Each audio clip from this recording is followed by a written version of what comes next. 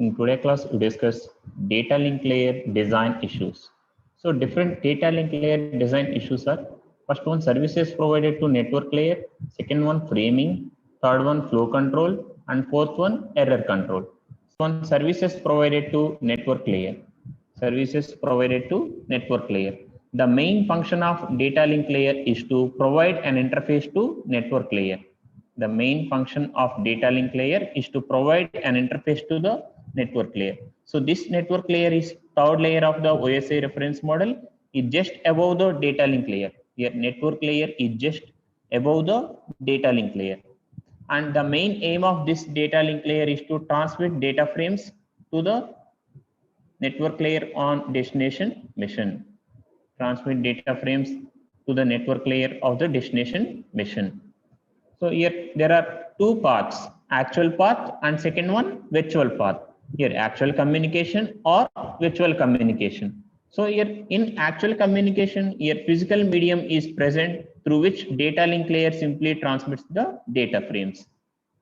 And in virtual communication, there is no physical medium present for data link layer to transmit the data. So in virtual path, there is no physical medium. There is no physical layer. Here, network layer to data link layer, data link layer to data link layer, data link layer to the network layer. And in virtual path, here physical medium is present through which data can transmitted. Here, network layer to data link layer and data link layer to physical layer. Next, physical layer on source mission to physical layer on destination mission. Next, physical layer to data link layer and data link layer to the network layer. And next, three types of services provided to network layer. First one, unacknowledged connectionless service. Second one, acknowledged connectionless service. Third one, acknowledged connection oriented service. So first one, unacknowledged connectionless service. So here unacknowledged connectionless service means there is no connection established among sender and receiver. In unacknowledged connectionless service, there is no connection established among source mission and destination mission before data transfer or after data transfer. Okay, here there is no connection. Connectionless service means there is no connection establishment between the sender and receiver. And next, here unacknowledged, that means here receiver does not send any acknowledgement to the sender. Okay, next, second one, acknowledged connectionless service. Acknowledged connectionless service. So in this service, each frame that is transmitted by data link layer is simply acknowledged. Okay, that means sender sends the data to receiver and receiver sends the acknowledgement to sender. Yes, the data is received by me. Okay, that is acknowledged connectionless service. But here also there is no connection established between the sender and receiver.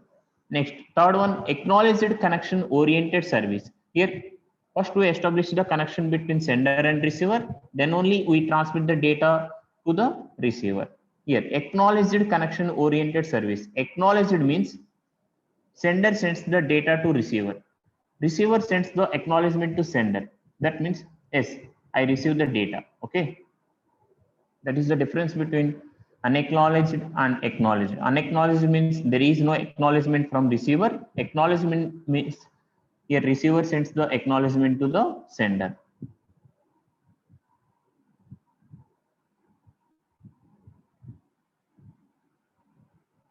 Next, second data link layer design issue is framing.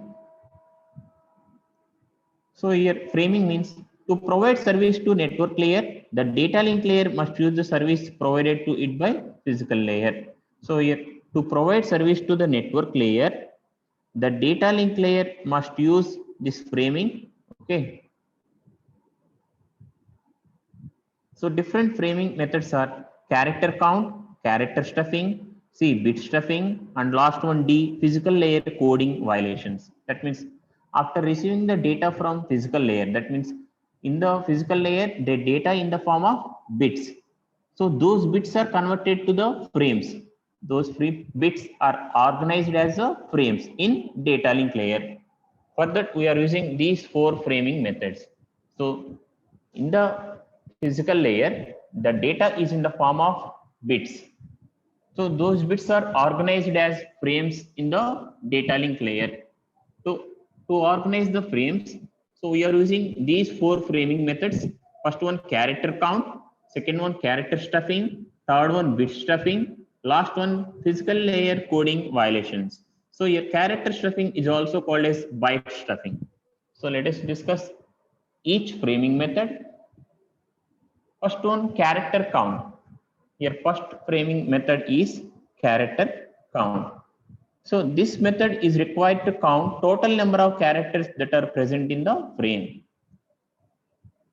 In character count, we count total number of characters that are present in the frame.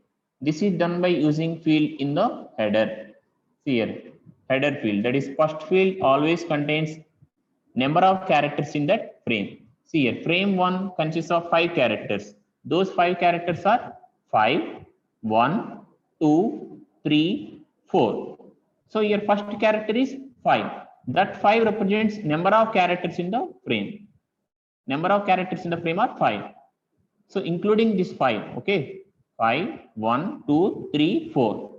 So 5 characters. So this 5 represents the number of characters in that frame. Next, frame 2, 5, 6, 7, 8, 9.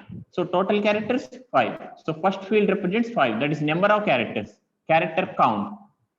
Next, frame 3, 8, 0, 1, 2, 3, 4, 5, 6.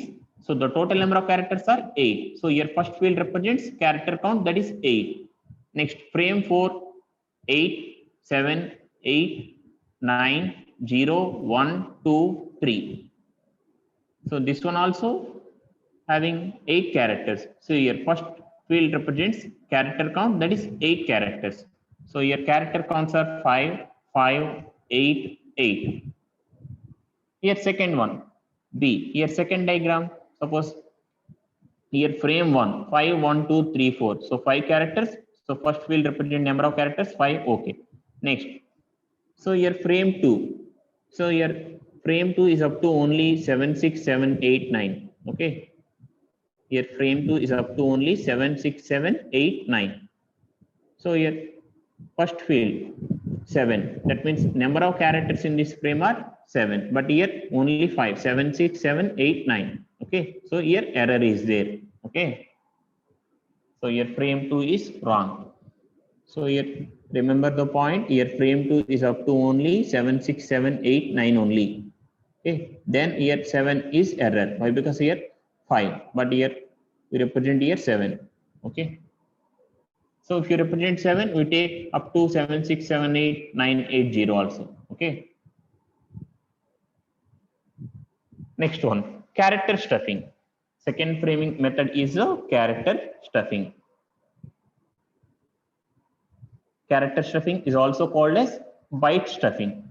So this character stuffing is also called as byte stuffing. So in byte stuffing, a special byte that is basically known as ESC, okay, basically known as ESC, that is escape character, is generally added to data section of frame. So here we add special character ESC. Okay, we add special character ESC, that is escape character, to the data. If there is any byte like flag or ESC, if there is any byte like flag or ESC, we add one escape character ESC to the data stream. See here, original characters are A, flag, B. So here there is a special character like flag. So we add special character ESC. Next, A, ESC, B. So here also we add special character ESC. So we add one more special character ESC. Next, A, ESC, flag, B. So here we had pattern like ESC. So we add special character ESC. And next we add flag. So we add another special character ESC. Next, last one, A, ESC, ESC, B. So for the first ESC, we add one more special character ESC. For the second ESC, we add one more special character ESC. So this is about character stuffing. So character stuffing or byte stuffing. So in this framing method, it's a special byte ESC, that is escape character, that is added to the data section of data stream when there is a message or character has same pattern like ESC or flag. Third one, bit stuffing. Third one is the bit stuffing. So here in the bit stuffing, extra bits are being added by network protocol designers to the data stream. In bit stuffing, extra bits are being added by network protocol designers to the data streams. See here, first one, A. Here A represents the data 0110, here ones 0010. Next, B is the stuffed data. So that means here, if there are 5 consecutive ones, we add 10 after those 5 consecutive ones. If there are 5 consecutive ones in the given data, then we add 10 to the those data. Okay. See here, after 5 ones we add the 0. Next, after 5 ones we add the 0, and after 5 ones we add the 0. Only 1 0. Okay. So these zeros are called stuffed bits. Next, de-stuffed data. That means those zeros are removed. So this one is the original data, and next one stuffed data. That is zeros are added, and next one de-stuffed data. That is these stuffed bits zeros are removed. So bit stuffing means here in bit stuffing, extra bits are being added by network protocol designers to the data stream. So if there are 5 consecutive ones in the given data, then we add 1 more 0 to the data. After 5 consecutive ones, we add 1 0.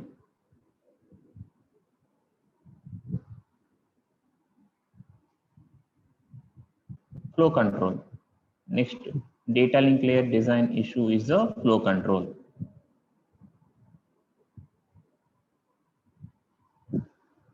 Data link layer design issue is the flow control. There are 2 types of flow control: feedback based flow control, and second one, rate based flow control.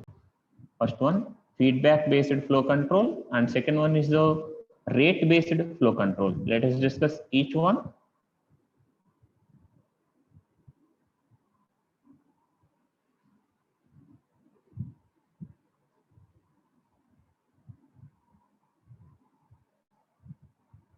So first one, feedback based flow control. So in feedback based flow control, the receiver sends back information to the sender, giving it permission to send more data, or at least telling that sender how the receiver is doing. So in feedback based flow control, the receiver sends back information to the sender. That means receiver sends feedback to the sender. Dear sender, please send the data slowly. Okay, like that. Next, second one, rate based flow control. So here rate based flow control, the protocol has built-in mechanism that limits the data rate which senders may transmit the data without using feedback from the receiver. So in rate based flow control, there is a protocol that has a built-in mechanism that limits the rate of sender at which sender may transmit the data without using the feedback from receiver. So in feedback based flow control, receiver sends the feedback, and in rate based flow control, receivers does not send any feedback to the sender. There is a protocol that limits the data rate. Okay, that is rate based flow control. So these are the 2 types of flow control: feedback based flow control, second one, rate based flow control. So here feedback based flow control, receiver sends the feedback to the sender that like, dear sender, please send the data at low speed. In rate based flow control, here receiver does not send any feedback to sender. There is a one protocol that limits the data rate. Okay. And next, last data link layer design issue is error control. Link layer uses some error control mechanisms to ensure that frames are transmitted with certain level of accuracy. So, but to understand how error is controlled, it is essential to know what type of errors may occur. So different types of errors occur in the data link layer are single bit error, multiple bits error, third one burst error. So first one, single bit error. So in this frame, there is only one bit which is corrupted here. 0 is received as 1. Okay, this 0 is received as 1. Only one bit error.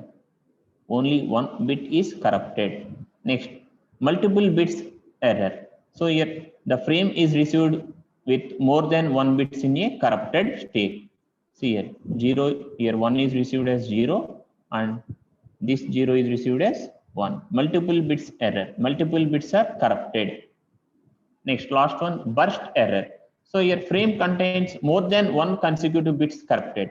See here, this 0 is received as 1. Again, next bit only, that is next consecutive bit. Here, this one is received as 0 and next bit, this one is received as 0. Consecutive bits are corrupted. So these are the three types of errors in data link layer. Single bit error, only one bit is corrupted. Multiple bits error, more than one bits are corrupted. Next, burst error, here more than one consecutive bits corrupted. These are the three types of errors in the data link layer. Now we see error control mechanisms to control those errors. So there are two error control mechanisms, error correction and second one, error detection. There are two error control mechanisms, error correction and error detection.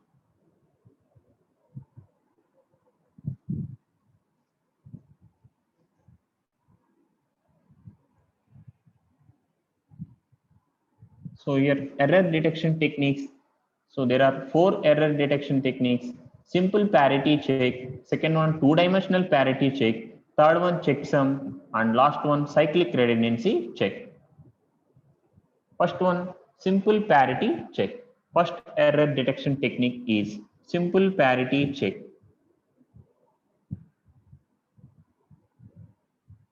In simple parity check, 1 is added to the block if it contains odd number of ones.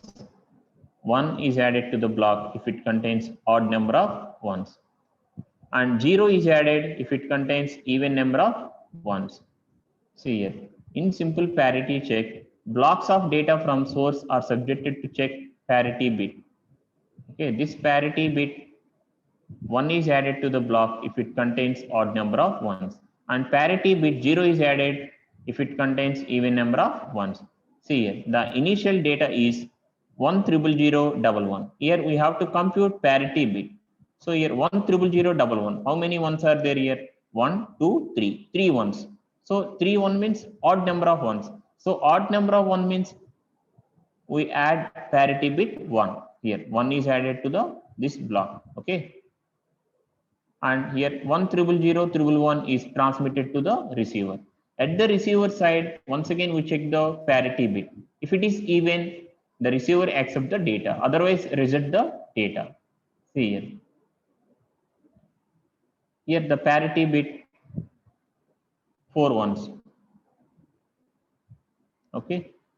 Here the number of ones here 1, 2, 3, 4. So 4 ones. Here the parity bit is 0. So parity bit 0 means even number of ones. So your receiver accepts the data. That is simple parity check. In simple parity check, the parity bit 1 is added to the data if it contains odd number of ones. The parity bit 0 is added to the data if it contains even number of ones. Next, second one, two-dimensional parity check. Second one is a two-dimensional parity check. So here parity bits are calculated for each row and each column. Here parity bits are calculated for each row and each column. See here, this is the original data. So first row here, first frame. Next second row, second frame. Next third row, third frame. Next fourth row, fourth frame. Okay. So here we first calculate the row parities. So first row, how many ones are there here? First row 1, 2, 3, 4. 4 means even. So even number of ones means 0 parity. Okay. Similarly, remaining rows. Next, we calculate the column parities. So 1, 2, 3. So 3 ones. First column consists of 3 ones. So here 3 is the odd. So odd means odd number of 1 means the parity bit is here 1. Okay. Next, second column only 1. That means here 1 is odd. Okay, odd number of 1. Only one single one means odd number. So if it is odd number of 1 means the parity bit is 1. Similarly, we calculate column parities for remaining columns. Okay. And after calculating row parities and column parities, so these are the rows here. First row 1 0 0 1 1 0 0 1 0. Next second frame 1 1 1 0 0 1 0 0. Next third frame here 0 0 1 0 0 1 0 0. Next fourth frame 1 4 zeros 1 0 0. Next last frame is here this one. Last row, that is 1 1 0 1 1 0 1 1 0. This one is the data to be sent to the receiver. This is about two-dimensional parity check.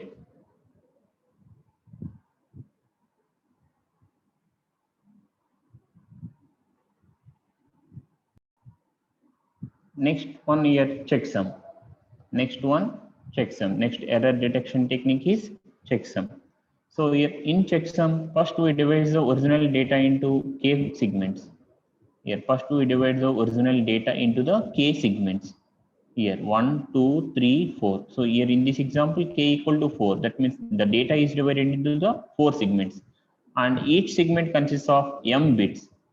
Here in this problem, here each segment consists of 8 bits. So m equal to 8. So first we divide the original data into k segments, and that k segment is consists of 8 bits. See here sender. So at the sender side, so these frames are added. That is 1 plus 2 plus 3 plus 4. So in sender's end, these segments are added using 1's complement arithmetic to get the sum. So after getting the sum, that is after 1 plus 2 plus 3 plus 4, the result is here sum. Okay. So we take the complement of that sum. We take the complement of that sum. Okay. So the complement of that sum is the checksum. Here checksum is the complement of sum of these 4 fragments.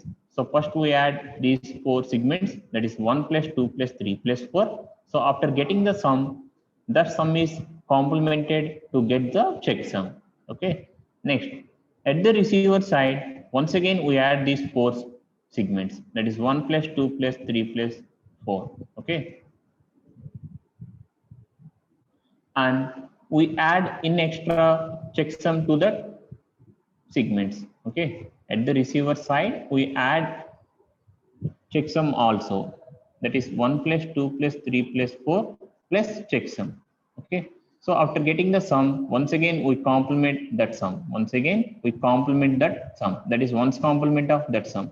So after performing complement of that sum, if the result is 0, then the receiver accepts the data. Otherwise, reject data. So in checksum, these segments are added. That is, here this original data is consists of 4 segments. So 1 plus 2 plus 3 plus 4. So after getting the sum, that sum is complemented to get the checksum. So your checksum is the complement of sum. Checksum is the complement, 1's complement of sum. Next, on the receiver side, once again we add the segments 1 plus 2 plus 3 plus 4. In addition, we add the checksum also. Okay, here. So after performing 1 plus 2 plus 3 plus 4, the result is here 0 0 1 0 0 1 0 1. So at the receiver side, we add checksum also. That is here 1 1 0 1 1 0 1 0. Here 1 1 0 1 1 0 1 0. So after adding 1 plus 2 plus 3 plus 4 plus checksum, here sum is all ones. So once again we take the complement of this sum. So after performing complement of sum, the result is 0 means the receiver accepts the data. Otherwise reject the data. So this is about checksum.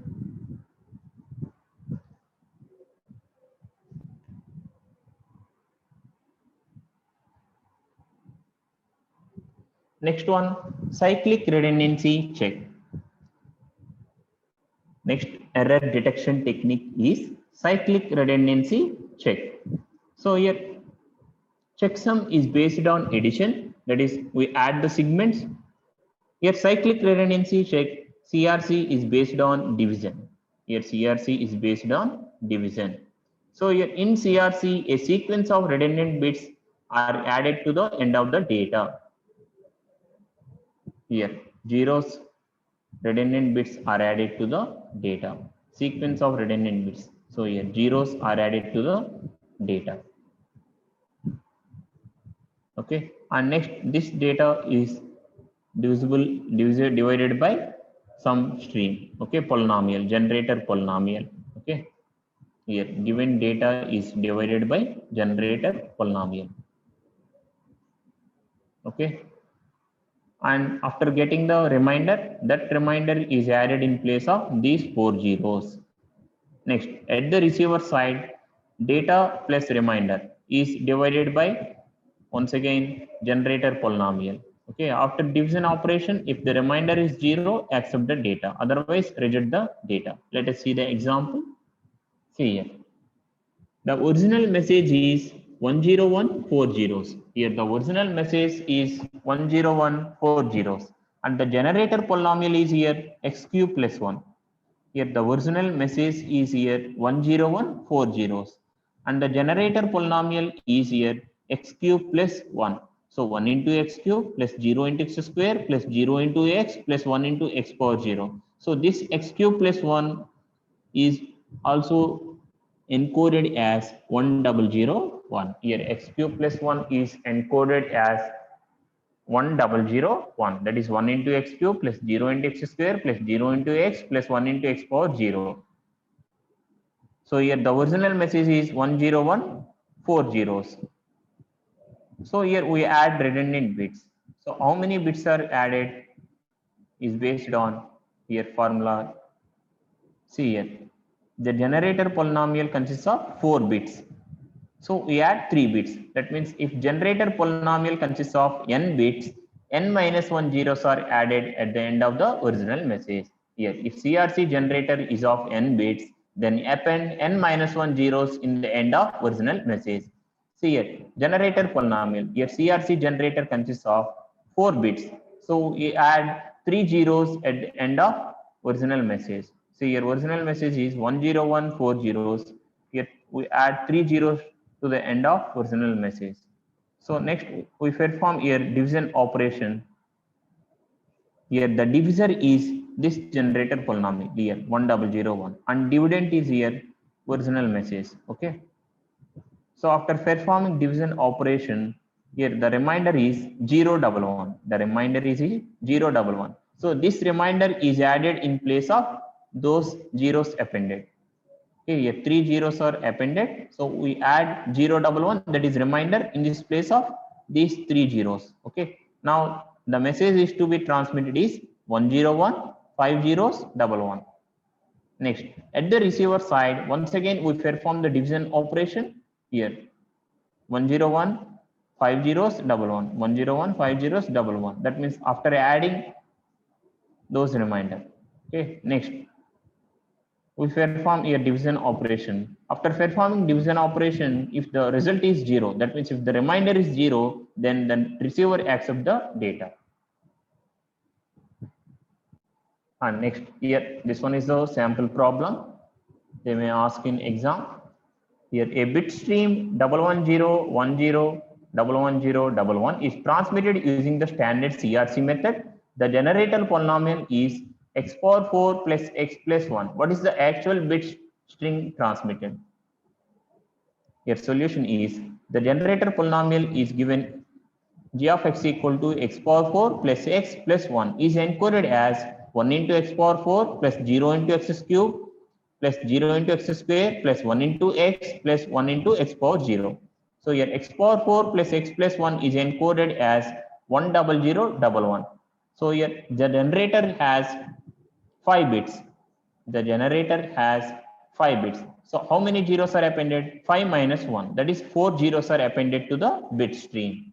Here 110, 10, 110, 11, 4 zeros are appended.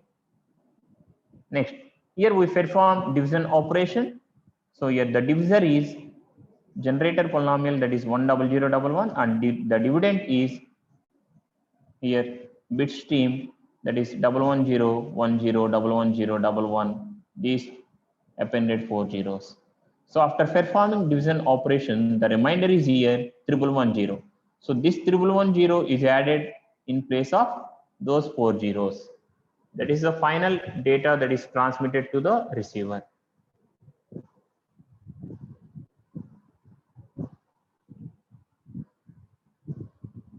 So in exam, they may ask also, find whether there is an error or not. Then you also find this one also. You also perform this division operation also. That means once again we take this data at the receiver side, that is 110101110, here 510, okay. Then we perform division operation. So this one is the dividend and the divisor is here 10011. Okay, so when you perform division operation by using this final data that is transmitted to receiver and the divisor 10011, if the remainder is 0, then there is no error in the data. So this is about cyclic redundancy check. In next class, we discuss revision of Hamming code and revision of elementary data link protocols.